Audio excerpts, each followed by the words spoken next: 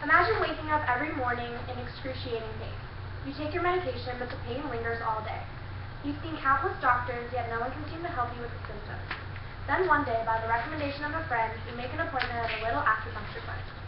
And what you experience is nothing short of a miracle. This was my dad's experience. After being diagnosed with prostate cancer at the age of 56, he underwent treatment and was luckily able to beat it. However, he was left with horrible lower abdominal pain and other issues even once the cancer was gone. It wasn't until one of his clients recommended he try acupuncture that he finally saw results. After just one visit, his pain was gone. He could barely believe it, and ever since then, he's been recommending it to anyone and everyone. His amazing experience with acupuncture made me wonder what other miracles Chinese medicine might have in store. And if there's anything that I've learned throughout my research, it's that miracles happen at Chinese medical clinics every day. The practice of medicine is ever-changing and constantly evolving. New pharmaceuticals, developing technology, and research upon research make it so new methods of treatment are always in the works. However, if you took the time to look at other cultures and their experiences with medicine, you would find that there are many approaches when it comes to healing. Traditional Chinese medicine, for example, can be traced back thousands of years. It began with the primitive people of China and has withstood the test of time, still being used today to cure anything from seasonal allergies to the effects of cancer. Some argue it to be more effective than Western scientific medicine, for it has been known to heal and cure when Western medicine cannot. Chinese medical practitioner Yang Kang explains why some people turn to this holistic form of medicine. Some turn to Chinese medicine for renewal after harsh cancer treatments or surgery. Some resent the row of pill bottles that face them every morning. Some come because they don't care to wait weeks to see a doctor who spends less time with them than it takes to pump and pay for a change of gas. Some want a second opinion. Perhaps the side effects of Western biomedicine prove more troubling than the initial complaints. Maybe batteries of tests and thousands of dollars fail to find the cause of their discomfort, leading to this directive. Nothing is wrong with you to take this antidepressant. At the root of traditional Chinese medicine is the belief that the individual is viewed as an integral part of the forces of nature. It focuses on how the human body interacts with all aspects of life and the environment, including seasons, weather, time of day, our diet, and emotional states. It sees the key to health as the harmonious and balanced functioning of body, mind, and spirit.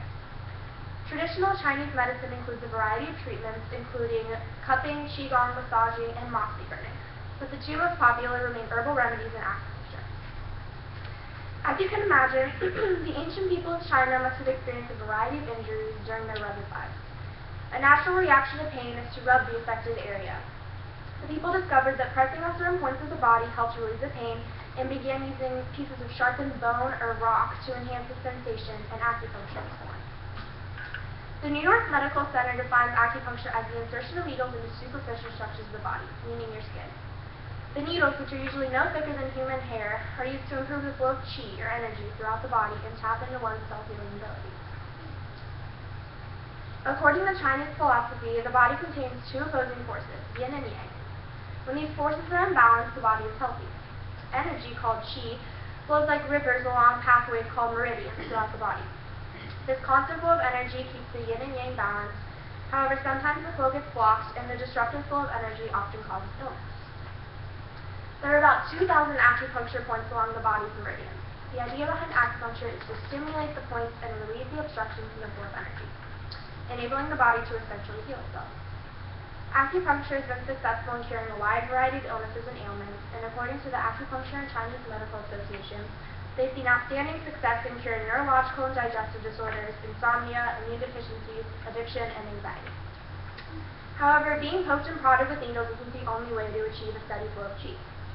Herbal remedies, which are viewed by us Westerners as a modern development in science, have been used in China since the very beginning of time. The primitive peoples of the East spent most of their time on basic survival, hunting and preparing plants for food, building shelter, and defending themselves. So it's easy to imagine that over time they had sampled almost all of the local plants. They began to keep track of which plants were good for what, and an early form of herbal medicine and dietary therapy began to take shape in China.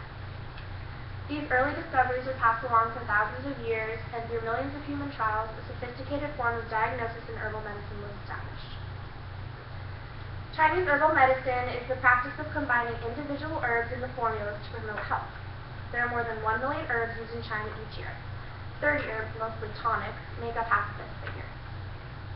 The herbs are classified on whether they have a warming or cooling effect on the body, and then organized in categories based on diagnostic patterns and which parts of the body they affect.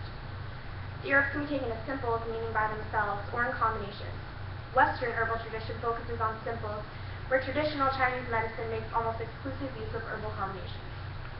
As explained in the American Journal of Chinese Medicine, this stems from the deep-rooted belief that each patient is unique and therefore their treatment needs to be unique as well.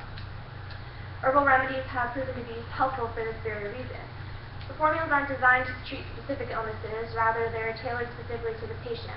Practitioners can add or take away herbs depending on what the patient needs. These herbal formulas can be used to treat virtually any condition. However, some of the most common uses for these remedies include liver disease, infertility, and cancer treatment support. In conclusion, I understand that it may seem like a culture shock trying to adapt an entirely new and different view of medicine. However, it's important to keep an open mind. Remember that in the West, we think of medicine as a way of dealing with illness and disease. Chinese medicine focuses on achieving well-being and health through the cultivation of harmony. And although it may not be the norm in our culture, it's a beautiful holistic practice that has withstood the test of time and is still used today by millions.